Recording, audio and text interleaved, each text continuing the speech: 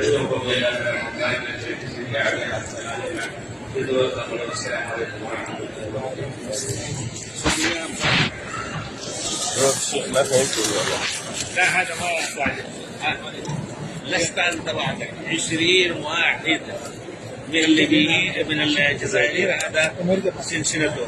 ماذا تقول فيه؟ يقول كذا، فرقوس يقول كذا. أنا ما أريد أدخل فيها. المسألة العلمية بغض النظر ليست علمية هذه، وأنت تعرف ماذا أفتر عليه وماذا تعرف.